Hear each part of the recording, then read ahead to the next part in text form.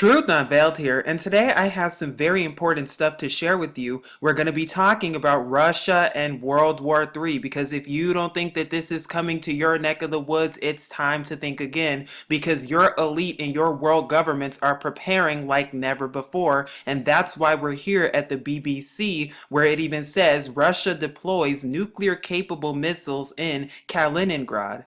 Now, rarely do I ever report on this type of stuff, but I just wanted to keep you all updated and warn you and sound the alarm because it's only getting worse from here. But the report actually says, and remember, this is what they're telling us because this is what they want us to believe. But what they want us to believe is that Russia has deployed nuclear-capable Iskander missiles in its westernmost region, Kaliningrad, which borders on NATO members Poland and Lithuania. Poland said that the development was of the, quote, highest concern, adding it was monitoring the situation. And then Russia's defense military said that the new deployment was part of the military exercise and has happened before. Now it's interesting that they're doing this and they're speaking and talking about war, and we're going to talk more about that.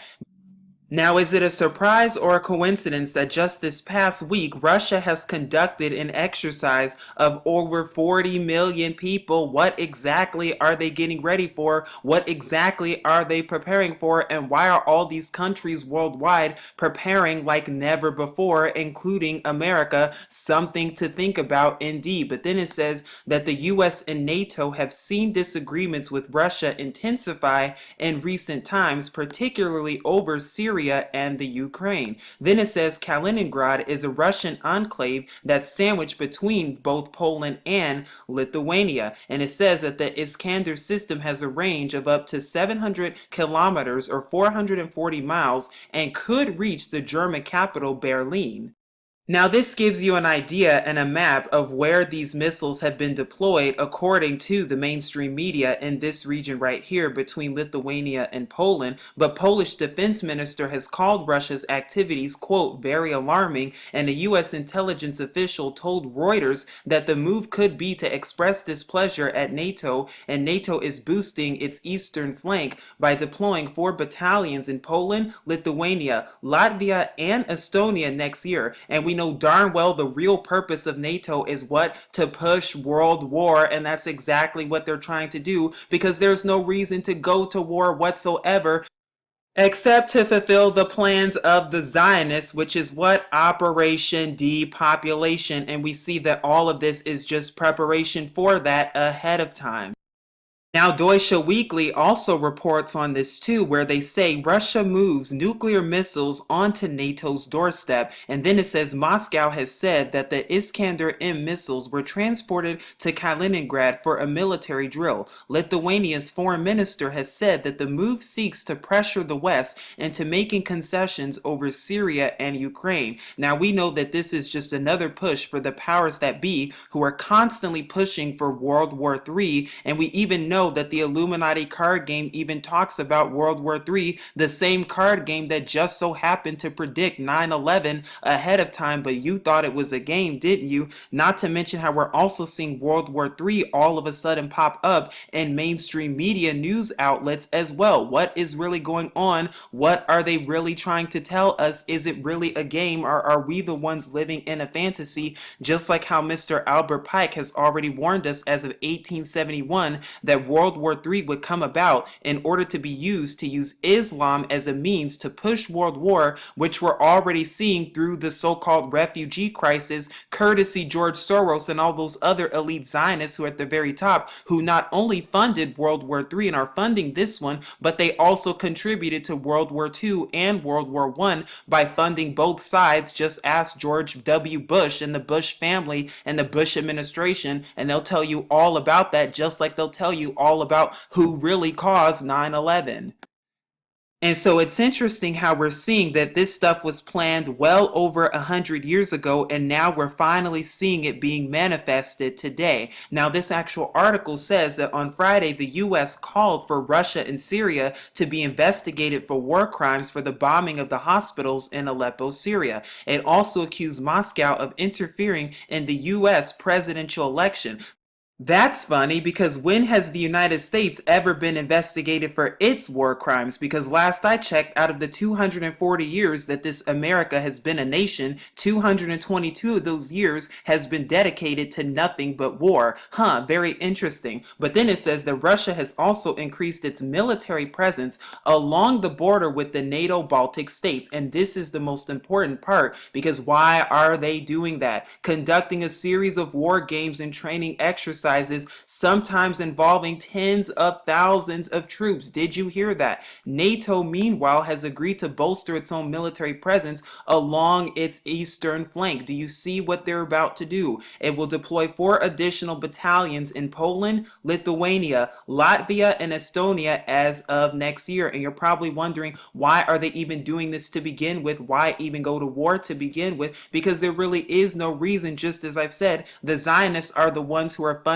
both sides. NATO and Russia are not really enemies. Obama and Putin are not really enemies. They're all working for the same team, which is what? Team New World Order, Team One World Government. So as you can see, based on this map right here, that NATO's additional troops are in the Baltic states already and stationed in Poland. Now in the orange are the NATO areas, and as you can see, these are the additional troops that NATO has, and these are the Russian troops based on this legend right here. And you can see the rotating aerial surveillance in the Baltic and on the southeastern flank, comprising roughly 800 personnel. And in 2017, the US is sending a tank brigade to Europe. It will not be permanently stationed in the east. My question is, why is the United States even sending tanks there to begin with? Because we know darn well that anytime America gets her hands into something, it's always a recipe for disaster. World war waiting to happen at any given moment. Now, it's interesting that the United States is getting involved because didn't the United States Army just warn about Russia and China and how they're going to inflict war on the United States? And we're going to go to that article in just a second to come so that you can stay updated to what's going on in the world around you. But this article comes from Newsweek and it talks more about the deployment that Russia has just done. But it says Lithuania, neighboring Kaliningrad and a member of NATO, said it would protest to Moscow. The deployment, and this is talking about the deployment of the missiles, not only increases tensions in the region, but also possibly violates international treaties which thereby limit the deployment of ballistic missiles of range of over 500 kilometers, and this is according to the foreign minister of Lithuania. There will be a NATO-Russia Council meeting, and this is shaping up as one of issues that are on the agenda, he added. We will use all channels available to not only raise this question, but to demand that international agreements are adhered to. When have they adhered to anything? Because just the fact that they're doing this, they're breaking all types of things. And just like America, how they break the Constitution every single day and limiting our little to no rights and little to no freedoms that we never had to begin with, because it's all an illusion. Now, this is the actual warning that actually comes from Defense One, and as you can see, it says, Army warns that future war with Russia or China would be, quote, extremely lethal and fast. Why are they even warning such a thing to begin with? Because of what? Rogue nations. They're always focusing on Russia and China when they work for the exact same team, Team New World Order, Team One World Government. We know exactly who they work for, which is the Zionists, but let's keep going, because then it says that leaders say warfare in the coming decades will be fundamentally different from the past 25 years. And then it goes on to say that the nation faces existential threats from modern nation states acting aggressively in militarized competition, said Lieutenant General Joseph Anderson, who is the Army Deputy Chief of Staff for Operations, Plans, and Training. Who does that sound like? Russia? He spoke on a future of the Army panel at the annual meeting of the Association of the U.S. Army in Washington as of last Tuesday. Then it goes on to say that China is a growing threat as well, if not one that can project force worldwide yet. Together, these two powers are mustering conventionally massive militaries that are increasingly technological and forcing the Pentagon to contemplate and prepare for violence on the scale that the U.S. Army has not seen since Korea, and this is according to Major General William Hicks, Anderson's deputy. quote, a conventional conflict in the near future will be extremely lethal and fast, and we will not own the stopwatch. Do you believe any of that? Do you believe a word that they're telling you? I hope not, because I'm telling you, there's no reason to go to war whatsoever. There's no reason to do any of that. There's no real threat besides the threat of the US government taking all our rights and controlling the entire world under the guises of national security and under the auspices of the UN, NATO, as well as the Zionists. And if anyone who speaks out against this, or if anyone who does not accept the Rothschild banks or the US dollar, well, then they could be so-called terrorists and they have to go after them. Just ask Benghazi, ask Afghanistan, ask Iraq, and ask Syria, and they'll know exactly what I'm talking about. And we see exactly how they're pushing world war, because this comes from today actually, and it says Syria's war. UN Security Council votes on Aleppo. Russia vetoes French draft urging end to military flights over Aleppo, while Russian draft fails to gather enough votes. Of course it didn't, because that's exactly what they want to do, because Syria's not being cooperative by allowing Monsanto to poison their food, so that's why they're coming after them in order to destabilize the Middle East any single way they can. Now, I know I've talked about this many times this week, but I would just like to reiterate the all-Russian civil defense drill that took place this past week, and it's no surprise that we're seeing how Russia, and they're telling us that, oh, Russia's getting ready for World War, and they just so happen to be telling us this right after this large drill that took part into 3 parts over the course of 4 days and involved over 40 million people, because yes, Russia's also getting ready for natural disasters and man-made disasters, and civil defense sounds like they're getting ready for civil unrest. Isn't America getting ready for the same things too? And the last place that I wanted to take you to was this BBC article right here, which I find very interesting and suspicious indeed, because they're tying this with the US election, and it came out just a month before the US elections, but it says US accuses Russia of cyber attacks.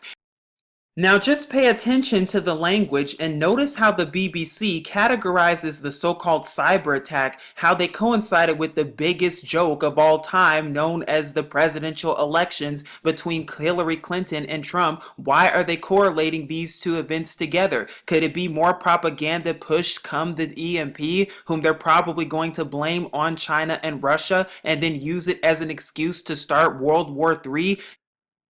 Just like our government and those intelligence agencies did with the Gulf of Tonkin in order to go to war with Vietnam. Is that what they're about to do? Only time will tell. Is this any different? It's not looking like it. Please seek Yahuwah and his true son Yahusha, because time is running out as you see. But this is Truth Unveiled here, keeping you updated and saying as always, Shalom.